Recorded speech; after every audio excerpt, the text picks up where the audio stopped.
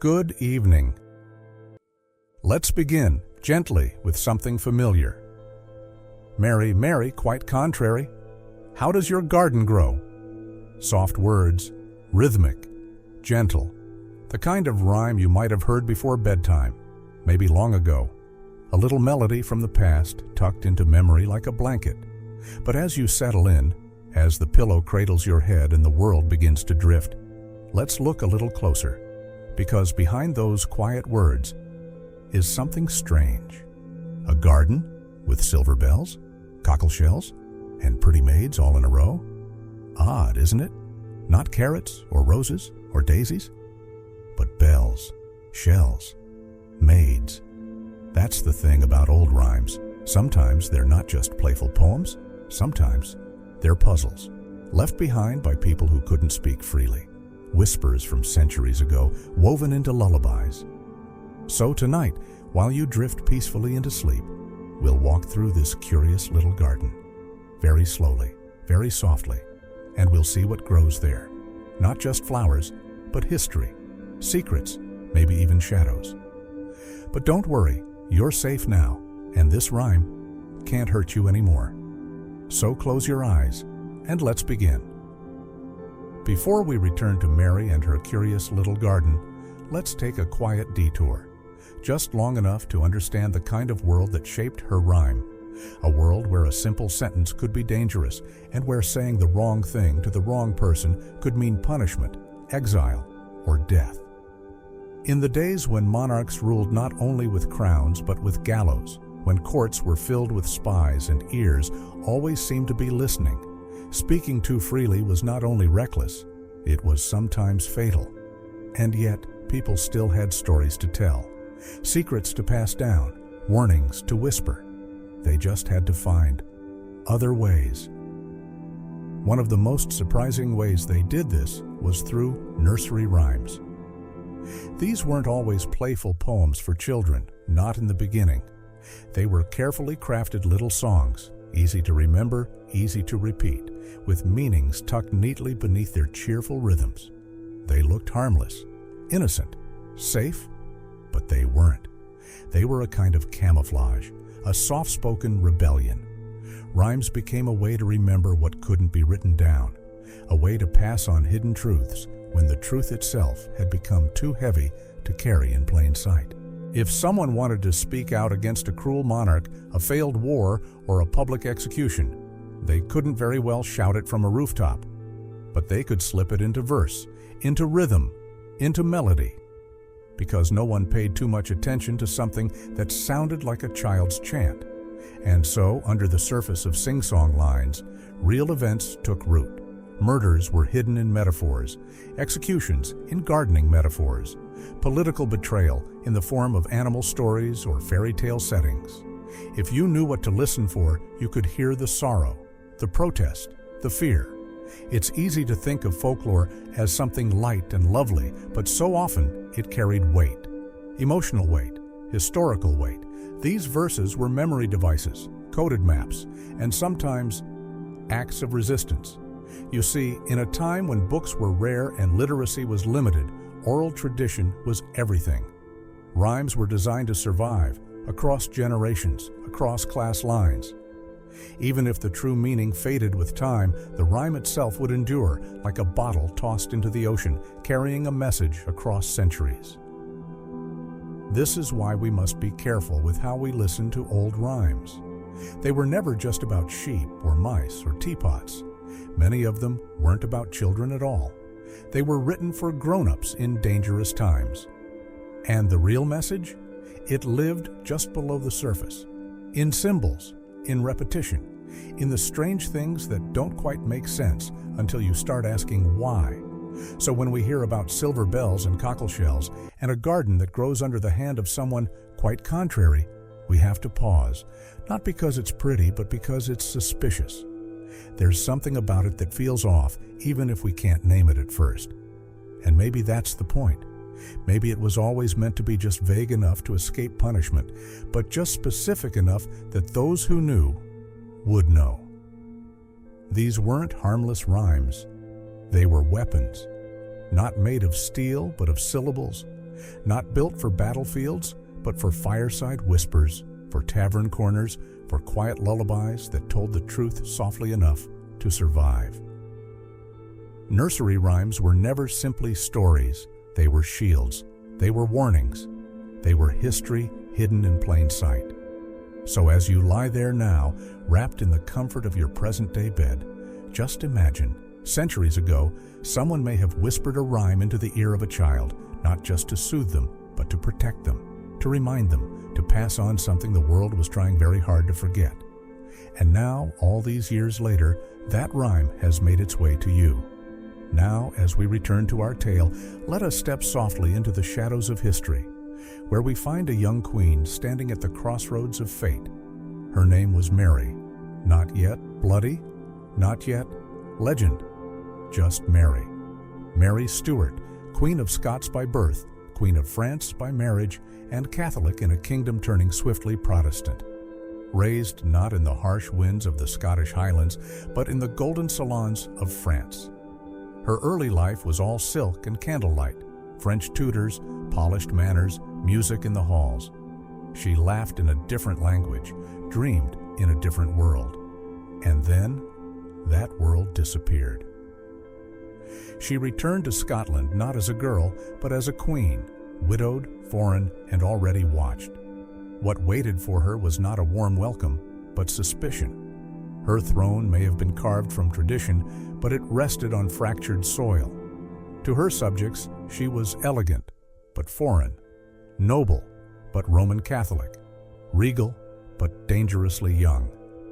Her court shimmered with etiquette and grace, but behind every nod was a calculation, behind every servant, a spy. It was a world where every gesture was interpreted, every word remembered, every silence suspicious. She was expected to rule, but never fully trusted. Her allies often smiled while sharpening their knives. Her enemies prayed just as loudly as she did, only to a different version of God. And so, Mary Stuart walked a tightrope, not just between faiths, but between appearances. She had to be both soft and strong, royal and relatable, graceful and unyielding. But the more she tried to balance, the more the ground beneath her began to tilt. Contrary. Yes, if ever a word fit a ruler, it was that. Not because she meant to contradict, but because she was contradiction itself. A Catholic monarch in a Protestant realm. A widow with suitors she didn't want, and advisors she couldn't trust. A woman in power in a time that barely tolerated women at all. Even her beauty, often praised, often feared, became a weapon others used against her. If she smiled, she was scheming. If she cried, she was weak. If she spoke, she was presumptuous. If she stayed silent, she was hiding something. And yet, she endured. Through scandal, through whispers, through nights where the walls themselves seemed to listen, Mary kept her crown. But every step she took seemed to stir another storm. Every decision fed another rumor. And all the while, those around her, nobles, foreign kings, churchmen, and husbands, began to pull the strings tighter. What was once her court slowly turned into a cage. It's no wonder then that her story might live on, not just in the pages of history, but in the coded verses of rhyme. Her life was rich with contradiction, yes, but also with the kind of drama that sticks in the collective memory like a thorn. A queen who didn't fit the mold. A life full of secrets, symbols, and sorrow. In Mary Stuart, we don't just find a monarch, we find a mirror, reflecting back the tensions of an entire age. So now, as you rest quietly, eyes heavy, let your thoughts linger on this young queen, not yet infamous, not yet undone. Just a woman alone at the center of a storm, wearing a crown that grew heavier with every heartbeat. Her story begins not with war, nor fire, nor blood, but with the soft rustle of silk, the gentle turning of heads, and a kingdom watching, waiting, whispering. In the quiet chambers of a grand palace, where whispers carried as loudly as shouts, there lived a man named David Rizzio. More than just a secretary, more than a trusted advisor. He was said to be Mary's confidant, her musician, even perhaps something far closer to her heart. His presence in the queen's inner circle was like a small flame flickering in the midst of cold shadows, a symbol of warmth, companionship, and in the eyes of some, dangerous influence. Yet the court around them was a nest of vipers, coiled and ready to strike at the slightest sign of weakness or scandal. And on one dark, storm-swept evening, that flame was violently extinguished. Imagine the heavy tapestries, the flickering candlelight, the murmurs of nobles gathered under the vaulted ceilings. And suddenly, the silence shattered by furious footsteps.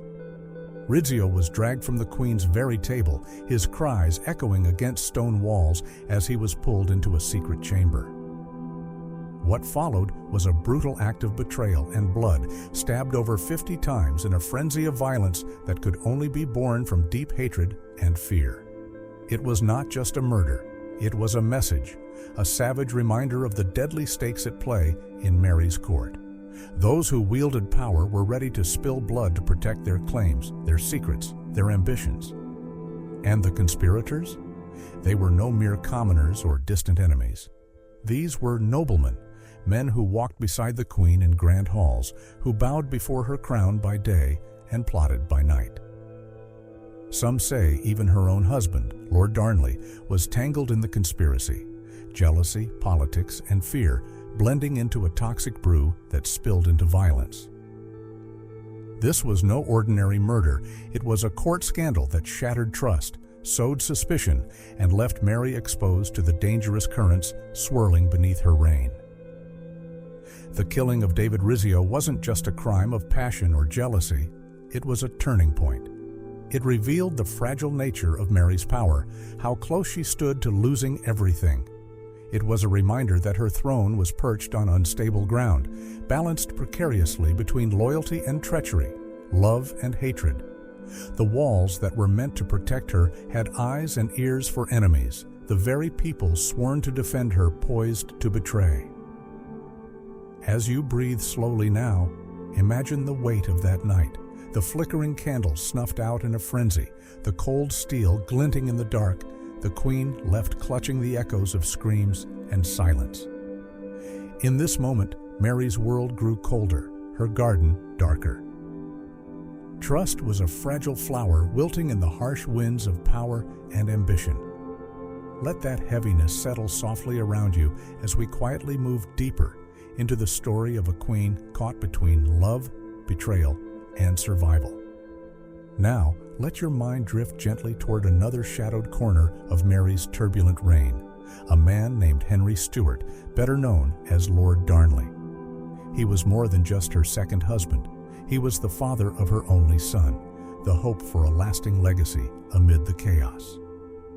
Yet, behind the royal titles and noble facades lay a man consumed by jealousy and fear, a restless spirit whose paranoia darkened every room he entered. Some whispered he had fingers in the cruel murder of David Rizzio, the trusted secretary whose death sent ripples through the court. Darnley's volatile nature and fragile trust only added to the storm surrounding Mary's fragile throne. Then came the night that would forever stain the pages of history with mystery and murder. Darnley was found dead outside the family home, or rather, the charred remains of what once was a home. An explosion had ripped through the house in the dark hours, flames licking the night sky, smoke billowing like a sinister veil over the land. But here's the twist. Despite the blast and the fire, his body was not burned. The man had been strangled before the flames swallowed everything whole. No accident, no tragic mishap. This was a calculated act, an assassination cloaked in spectacle and deceit.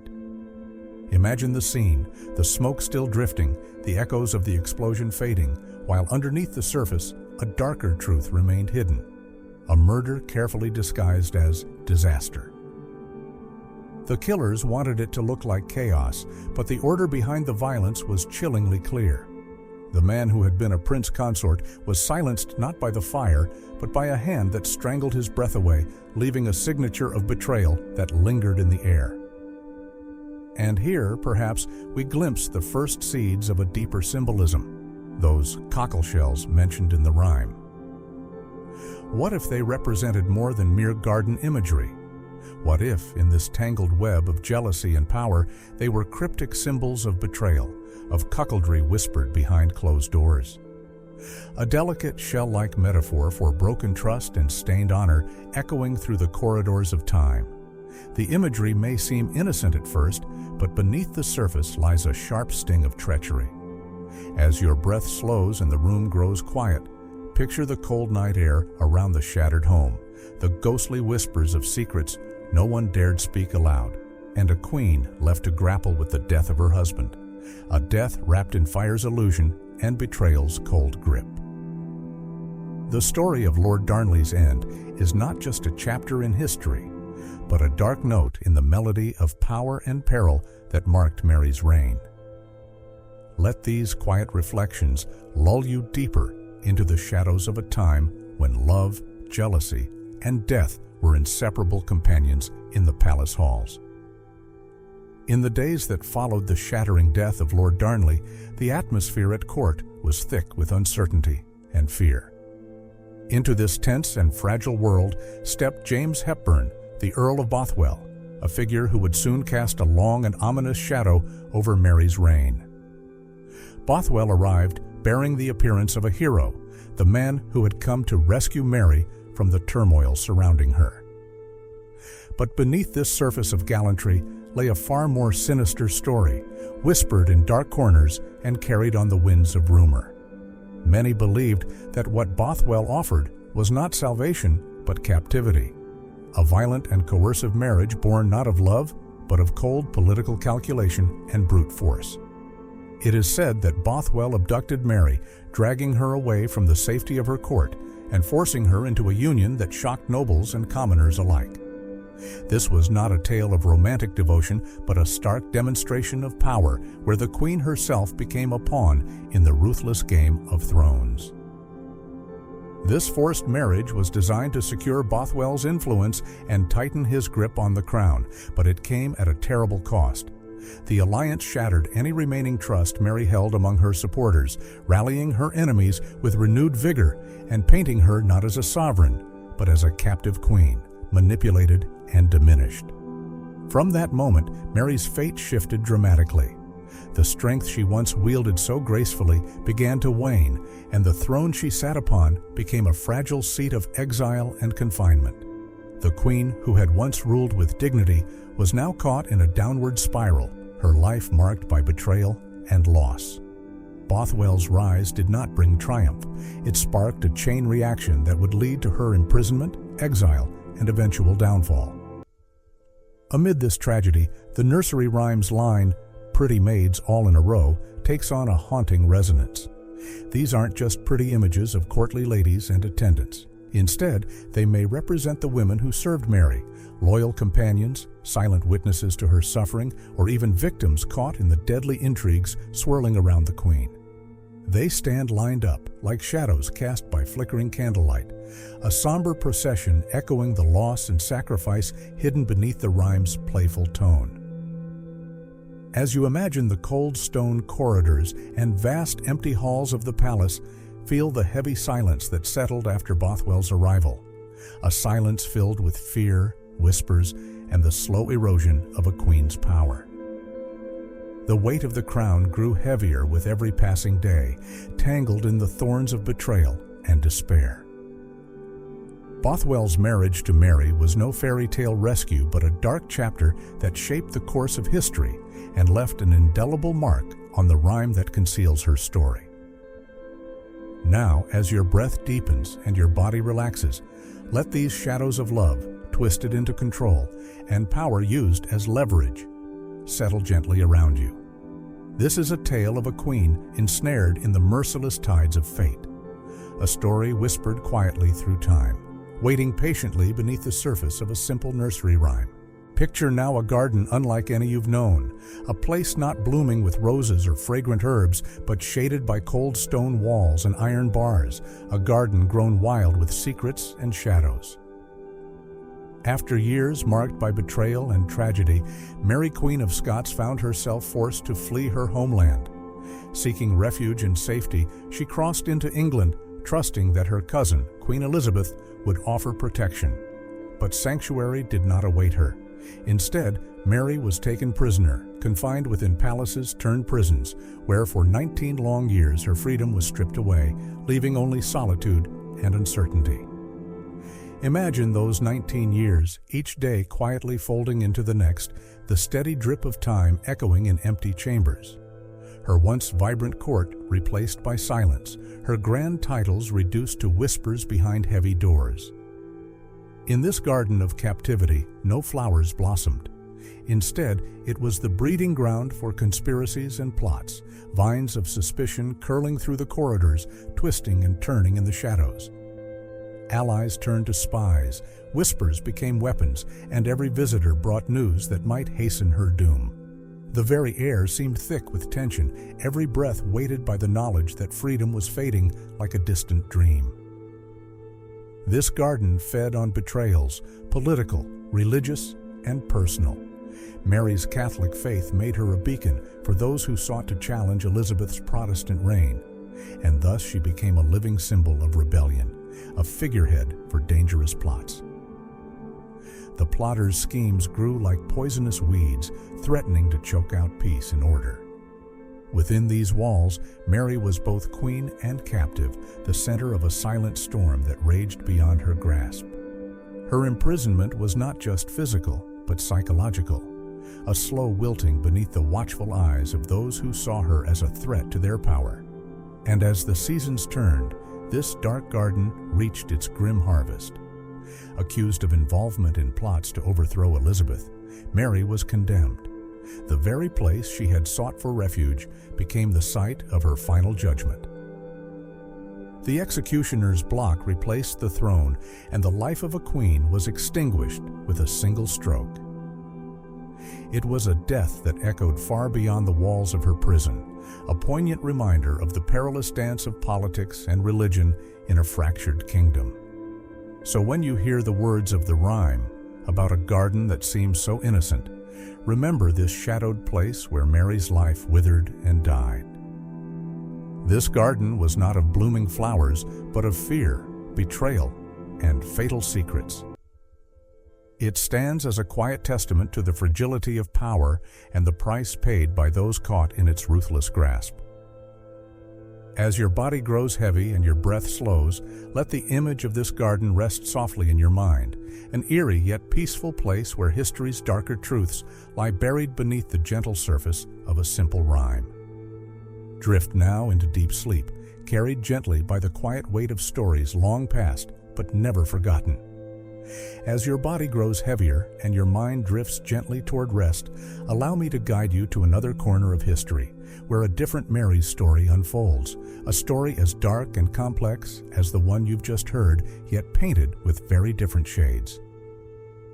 This is Mary Tudor, Queen of England, a figure whose reign, though brief, left a lasting mark on the nation and earned her a grim nickname whispered across centuries: Bloody Mary. Unlike Mary Stuart, whose life was tangled with exile and imprisonment, Mary Tudor's path was one of fierce conviction and ruthless determination. Born into a world of religious upheaval, she was raised with a steadfast devotion to the Catholic Church, a faith she would defend with unwavering resolve. Her reign came at a time when England was deeply divided, torn between the new Protestant ways and the old Catholic traditions. Mary was determined to reverse the tides of the Reformation, to bring England back into the fold of the Catholic faith, no matter the cost. Imagine her kingdom as a garden unlike any peaceful Eden, a harsh, fiery landscape where the flowers were ashes, and the scent was smoke and sorrow. Over the course of her 5-year rule, Mary ordered the execution of more than 280 Protestants, many of whom were burned at the stake for their beliefs. These acts of persecution stained her legacy with blood and suffering, giving birth to her infamous moniker, Bloody Mary. The garden she tended was one of terror and control, where faith was enforced through fear and pain. Now think of the symbols in the nursery rhyme, the silver bells and cockle shells, not as whimsical garden ornaments, but as metaphors for instruments of torture, the cruel tools of repression used during her reign. The pretty maids all in a row may no longer seem like gentle flowers, but rather a chilling line of victims standing silent and powerless in the face of relentless persecution. These images transform the rhyme into a haunting reflection of a time when innocence was overshadowed by cruelty. Mary Tudor's reign was a dark chapter in England's history, marked by a desperate struggle to hold on to a fading world of religious certainty. Her garden was a place where hope wilted under the weight of fanaticism, where the light of tolerance was snuffed out by the fires of zealotry. Yet within this darkness, there remains a complex portrait of a queen driven by duty and belief, caught in the merciless currents of her time. As you sink deeper into the calm embrace of night, let the story of this other Mary settle quietly in your mind, a tale of power and pain, faith and fear, wrapped in the quiet folds of history. Let the soft rhythm of your breath carry you into rest as the echoes of these two queens, their gardens so different, yet both shadowed by tragedy, fade gently into the darkness, guiding you toward peaceful sleep. Now, as you settle further into your bed, feeling the weight of the day slowly lifting from your shoulders, let's take a quiet journey into the delicate yet haunting world of symbols.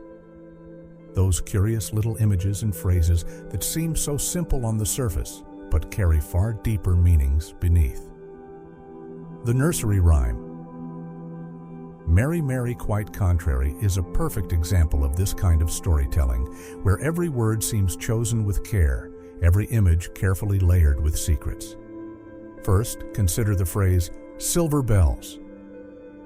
At first glance, this might conjure a gentle, tinkling sound, the soft chime of garden ornaments swaying in a light breeze, or perhaps the delicate ring of festive bells on a winter's day. But here, these silver bells might not be sweet at all. Instead, they may point to something far more somber. For the devout Catholics of the time, handbells were sacred instruments, rung during Mass to mark important moments in the ceremony. These silver bells could symbolize the deep religious rituals at the heart of the era's conflict. Yet the meaning could be even darker. Some historians suggest these silver bells could be a veiled reference to instruments of torture, such as thumbscrews, cruel devices designed to cause unbearable pain by crushing the fingers, often used to extract confessions or punish dissenters. In this light, what seems like a harmless garden decoration becomes a chilling symbol of suffering and repression.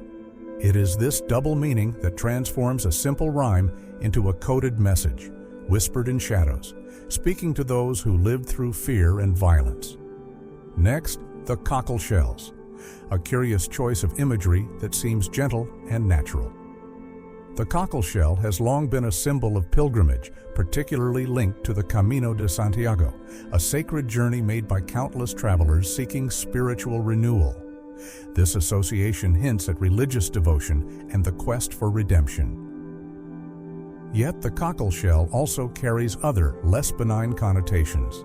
In the world of court gossip and scandal, cockle shells were sometimes used to mock cuckolded husbands, men whose wives were unfaithful. The shells, arranged as pretty maids, could slyly refer to betrayal, infidelity, and humiliation. They may represent the tangled relationships within royal courts, where trust was scarce and loyalties shifted like shadows. This layered symbolism suggests that the rhyme is not just about plants and flowers, but about personal and political treachery hidden beneath a veneer of innocence. Then there are the pretty maids all in a row, perhaps the most mysterious of all the images. Who were these maids? They might be the queen's ladies-in-waiting, attendants who stood poised and graceful by her side, embodying courtly elegance. But these maids could also represent the nuns who lived under strict religious orders, many of whom faced persecution during turbulent times when faith was a dangerous matter. Or perhaps, more grimly, they are the countless victims lined up for execution, those who suffered in the name of power, religion, and control. This image of maids all in a row evokes a chilling sense of order and inevitability. Lives aligned, waiting, marked by forces beyond their control. It speaks to the cold machinery of power, where individuals become mere pieces on a chessboard, moved by others for dark purposes. The phrase holds beauty in its rhythm and sound, yet beneath that beauty lies a brutal reality of suffering and loss. Together, these symbols weave a tapestry of contradiction. They are beautiful and haunting, innocent and violent, simple and complex all at once. This duality, the blend of literal and metaphorical meanings, is what gives Mary, Mary, Quite Contrary its enduring power. It serves as a reminder that stories, especially those passed down through generations, often carry hidden truths beneath their surface. The rhyme's words invite us to look closer, to listen more deeply, to sense the shadows behind the melody. They challenge us to see beyond the garden gate, beyond the silver bells and cockle shells, into a world where faith and fear, love and betrayal, life and death intertwine. It's a world where the line between what is real and what is symbolic blurs, leaving us with echoes of a past that continues to haunt the present. So, as your body relaxes and your thoughts grow quiet, let these images drift softly through your mind. The ringing of silver bells, the shape of cockle shells, the silent row of pretty maids. Let their mystery lull you toward rest, reminding you that even the gentlest of songs can carry deep and powerful stories, waiting patiently to be heard. And now, with these gentle whispers of history and symbolism, allow yourself to sink deeper into peaceful sleep, where dreams can carry you further still. As you nestle further beneath your blankets, breathing slow and steady, let your mind drift softly to a time long past, a time when the air was thick with tension, fear, and fervent belief. Imagine the somber streets of 16th century England, where every corner whispered stories of power, faith, and ruthless authority. It is here we meet Mary Tudor, known to history as Mary the Fern, a queen whose reign was marked not just by politics, but by psychological warfare that left a scar across her kingdom's soul. Mary's rule was defined by contrasts and extremes. She was a woman shaped by conviction, her Catholic faith burning bright and fierce within her, guiding every decision and every act of power. But this faith was not private or gentle. It was a force wielded like a sword, meant to cut deeply into the heart of a Protestant nation she saw as wayward and broken. To Mary, her mission was sacred, a divine reckoning meant to restore order and purity. Unlike the quiet behind-closed-doors punishments of some monarchs, Mary's executions were public events, staged to leave a lasting impression. The burning at the stake was not just a method of death, but a carefully chosen symbol. It was designed to send a message, a warning that dissent was not merely a crime against the crown, but a sin against God. The fire was meant to purify, to consume the body and the soul, a grim spectacle of final judgment that filled the air with smoke and fear. This theatricality wasn't mere cruelty for cruelty's sake, it was psychological warfare. By making executions a communal experience, by forcing crowds to watch as flames engulfed those deemed heretics, Mary sought to instill obedience through terror and awe. Each burning was a grim reminder of the stakes involved. Faith was not optional, and rebellion would be met with divine wrath. Her contrariness, then, was more than just stubbornness or personal temperament. It was a deliberate opposition to the sweeping tide of Protestantism rising through England. Mary was the embodiment of resistance, a fierce defender of her faith and her vision for the kingdom, no matter the cost. This opposition gave her rule an apocalyptic tone, as if she stood at the edge of an end-time battle between good and evil, fire and water, salvation and damnation. Her reign was marked by the tension between these opposing forces, where every decision echoed with the weight of eternal consequences. The fires she lit were not only physical, but symbolic. They marked the line between the old world she sought to preserve and the new order she feared would consume it. In this way, Mary's rule was a form of psychological warfare, not just against her enemies, but against the very spirit of her nation. Through fear, ritual, and spectacle, she aimed to control hearts and minds, to forge a kingdom united under one faith, even if that unity came at the cost of countless lives and deep scars. As you sink deeper into the quiet night, let this image rest gently in your mind. A queen standing resolute amid smoke and flame, her faith blazing brighter than the fires she commanded. Her story reminds us how power and belief can intertwine, how history's harshest lessons often come wrapped in the silence of shadows and the flicker of distant flames. And with that thought, may your body relax further, your mind soften, and your dreams carry you peacefully into the night. As you settle deeper into your soft, warm bed, feel the slow rhythm of your breath, steady and calm, while we journey back to a world where voices were often silenced and eyes watched for even the smallest hint of rebellion. Imagine yourself walking through narrow, cobbled streets bathed in twilight, where the ordinary people of the time, farmers, servants, children, lived under the ever-watchful gaze of queens whose shadows stretched long and dark.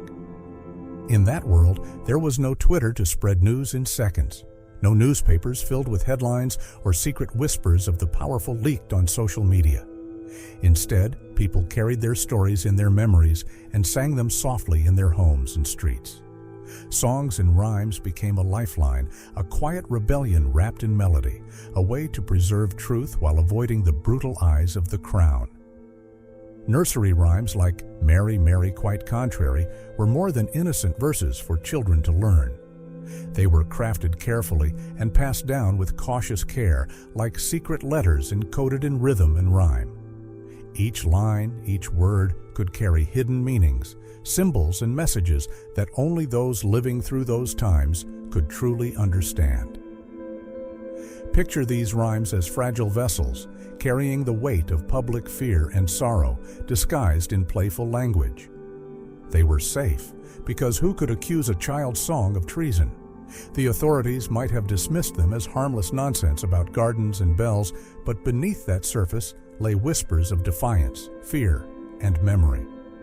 The common folk, living in the shadow of executions and religious persecution, needed a way to speak without speaking, to express the trauma they endured without risking their lives. These rhymes were like seeds planted in the fertile soil of public fear, growing into lasting folklore that preserved the spirit of resistance. When a mother softly sang, "Mary, Mary, quite contrary" to her child, she might have been recalling the terror of a queen's reign, the pain of those who suffered for their beliefs, or the tragic fate of a queen caught in webs of betrayal. The rhyme, passed gently from one generation to the next, carried the weight of history in its simple tune, holding the shadows of a violent past in its delicate arms. And so this humble nursery rhyme survived the ages, not because it was light or joyful, but because it was clever, coded, and safe. It was a quiet witness to the fears and hopes of a people who dared not speak their truths aloud, but found ways to remember in the safety of song. Let your thoughts soften around this idea as you breathe out slowly. Imagine the soft murmurs of those long-ago voices carried on the wind, woven into lullabies and whispered through the ages, a gentle reminder of how fear and courage often grow side by side, even in the smallest, most unexpected places. As you drift deeper towards sleep, hold this secret melody close, knowing that even the darkest stories can be wrapped in the softest songs. Let your mind settle now as the flickering flames of history cast their gentle shadows across time. You're drifting in a quiet space between memory and myth, where lullabies echo with stories too strange to be fiction and too soft to be forgotten. We've walked through gardens not of flowers, but of secrets, schemes, and sorrow. And now we pause between two mirrors, two queens, two Marys, divided by bloodline, geography, and destiny, yet eerily bound by fate.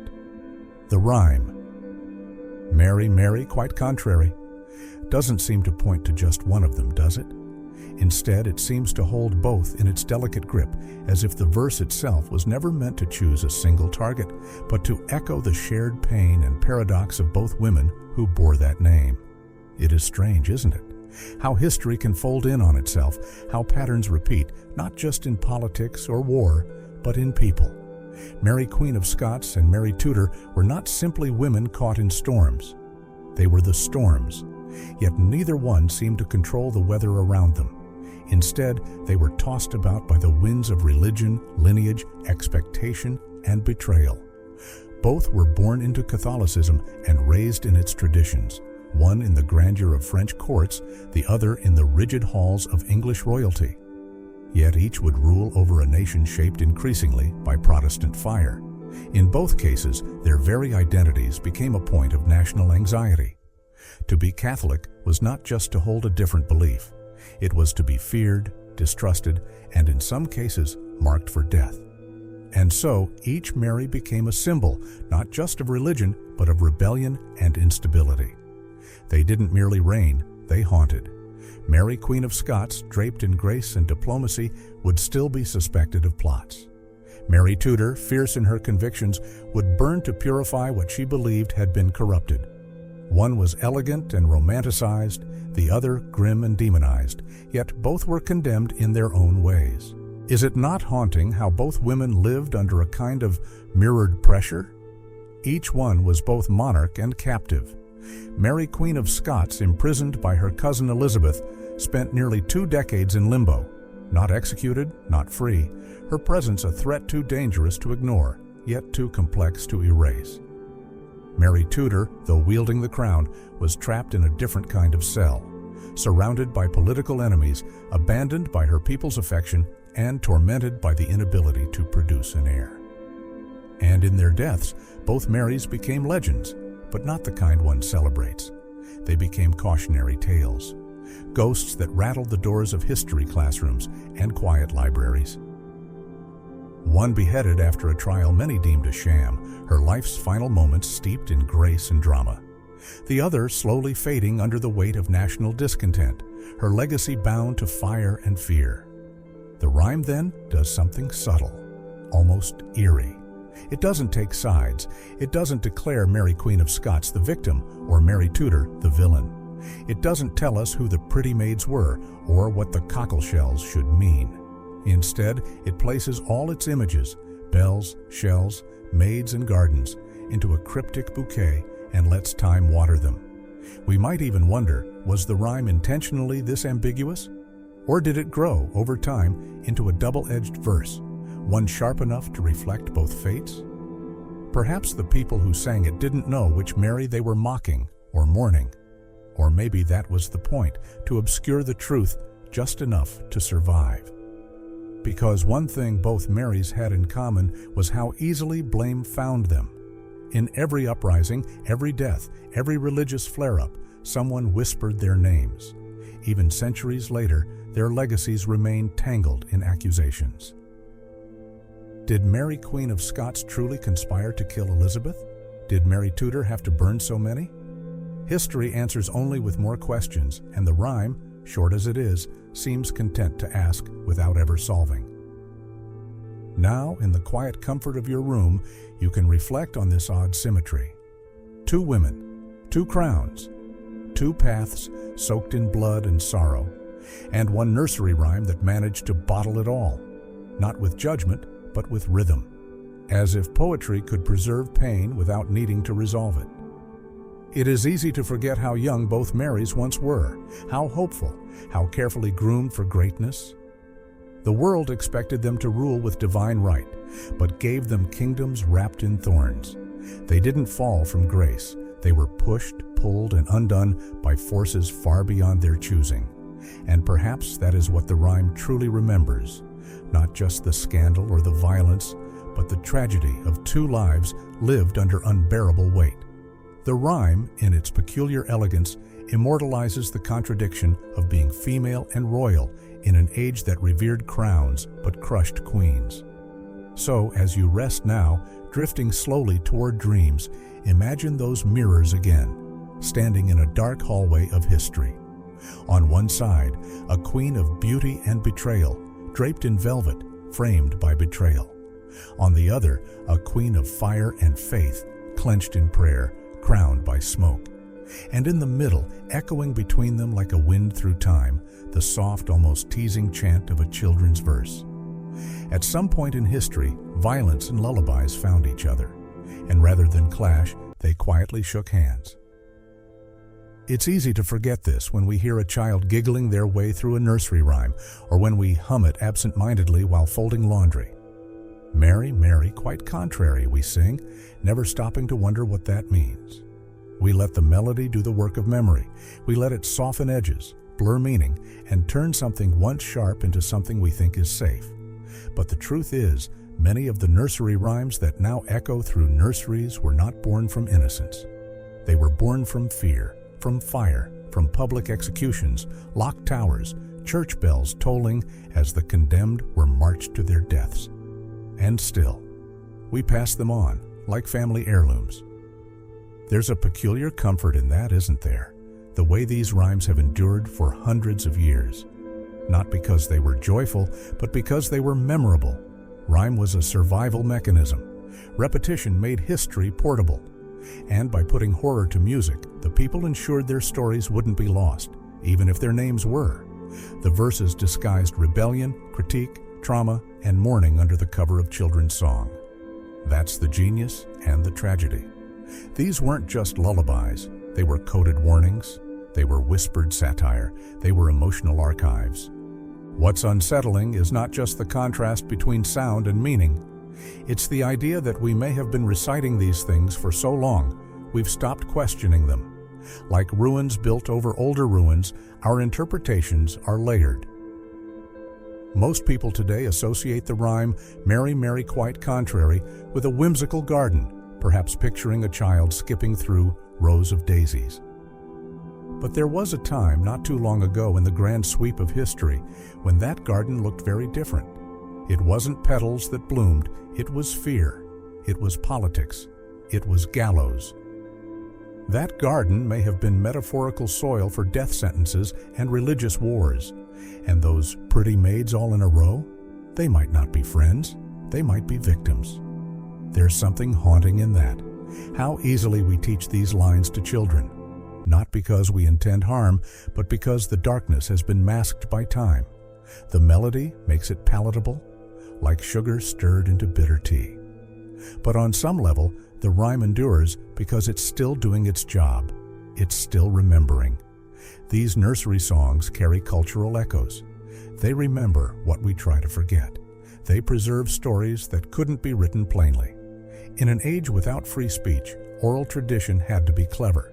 These verses became Trojan horses, sneaking truth into the most unlikely places. Bedtime routines. And so, even now, without knowing the source, without understanding the meaning, we keep singing. We pass along these riddles of the past. We recite, "Ring around the rosy," without recalling the plague. We hum, "London Bridge is falling down," without picturing the fires, the drownings, the collapses. We say, "Mary, Mary, quite contrary," without picturing the executions, the imprisonment, the two queens named Mary, whose lives were defined by chaos, betrayal, and flame. We don't remember the gallows, but the rhyme does. If you think about it, that's the true brilliance of oral folklore. It adapts, it survives, and it continues to haunt in plain sight. These lullabies outlive their context, yet they keep that context humming underneath the surface.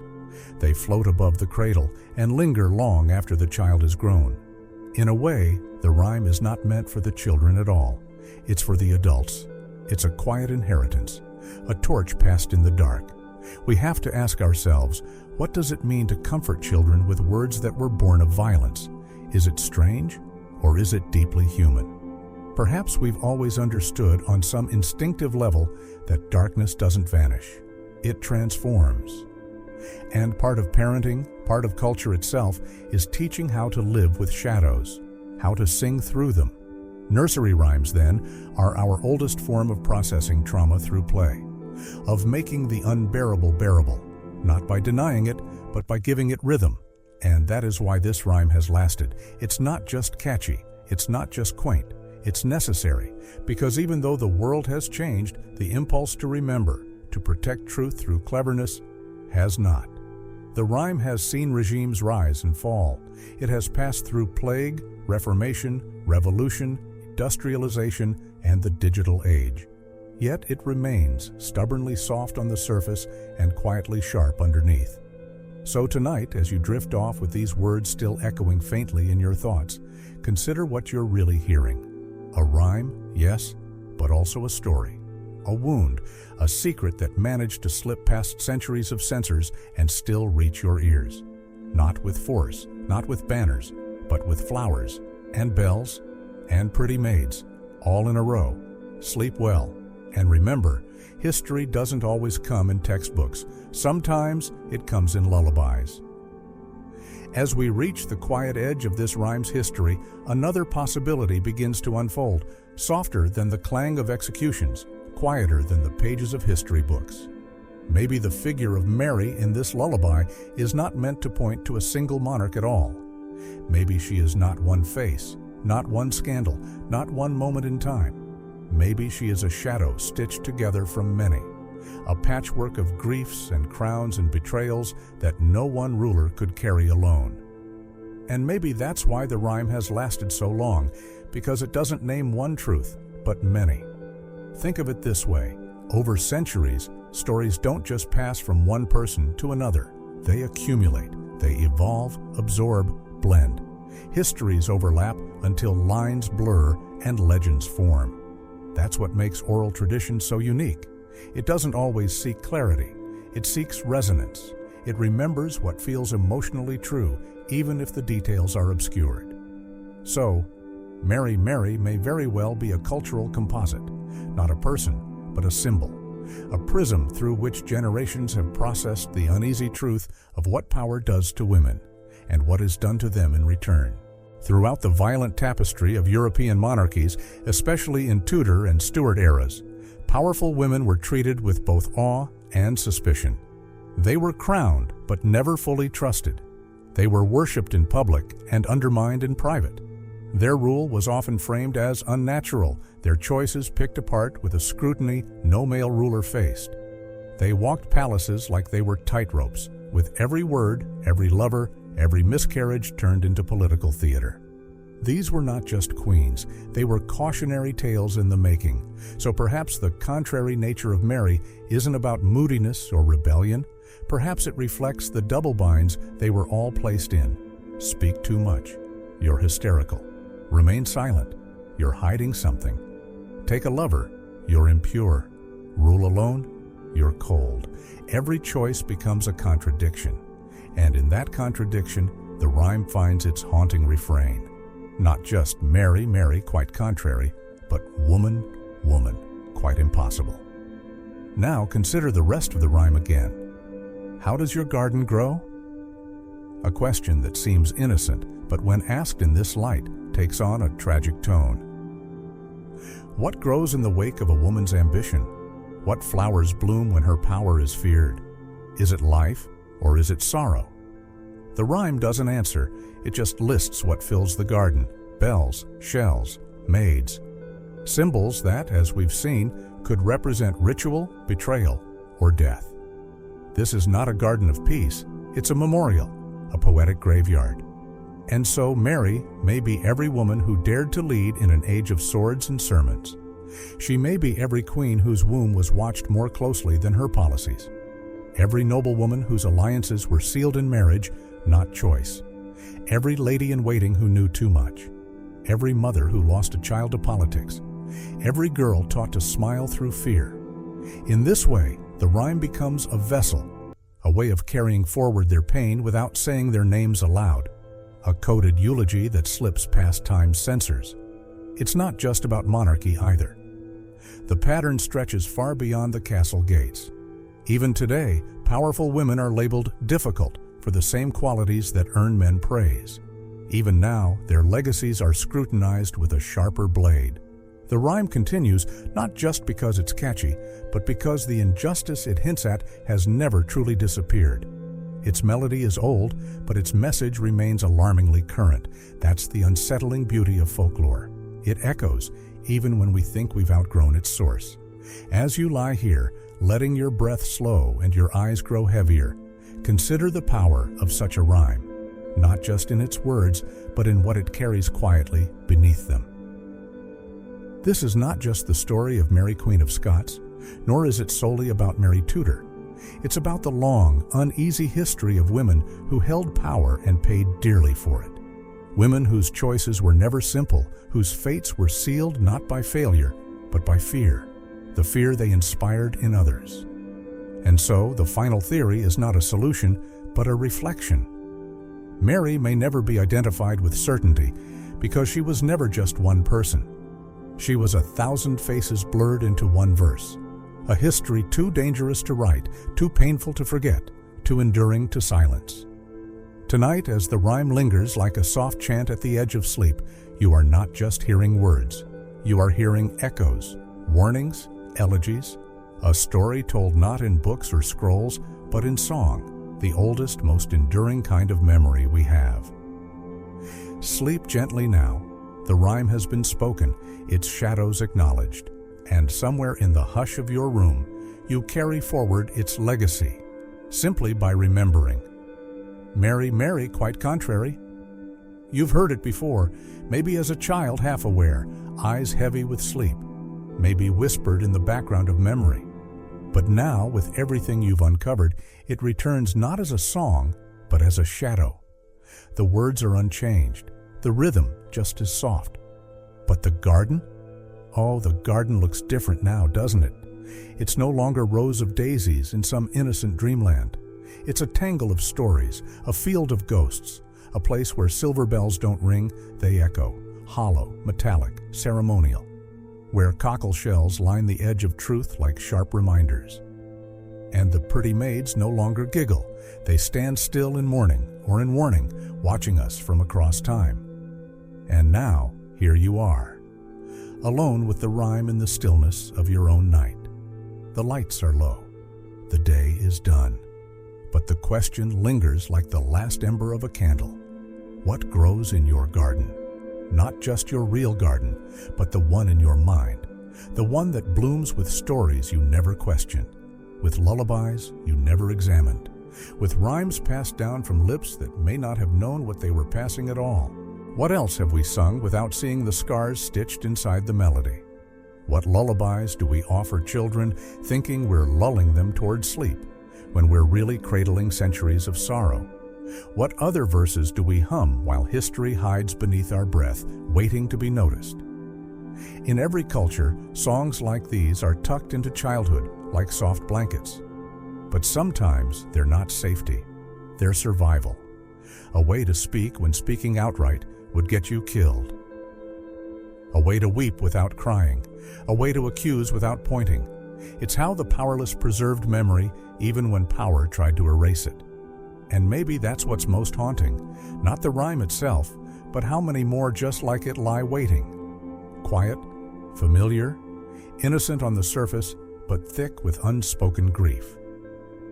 So tonight, as you rest in your soft bed, with no stake waiting for you at dawn, no whisper of betrayal behind velvet curtains, remember this. Some lullabies carried fear in their roots, and yet they bloomed anyway. Because truth, even when disguised, has a way of growing. Now, we ask you softly, slowly, who do you believe she was? Was it Mary, Queen of Scots, the hunted, the scandalized, the queen undone by love and politics? Or was it Mary Tudor, the burning flame of religious vengeance, the monarch turned myth, her name cursed in mirrors and history alike? Or is it both? Maybe this rhyme was never meant to choose. Maybe it only ever asked that we remember, not to judge, but to see, to feel the weight of what came before, and carry it gently forward. So tell us in the comments, which Mary do you see in this garden? And then let it rest. Let the rhyme settle over you like mist. Let your eyes grow heavy with the knowing. And as you drift into sleep, remember, sometimes what lulls us also warns us. Good night, and may your garden grow only truth, only peace, and only dreams.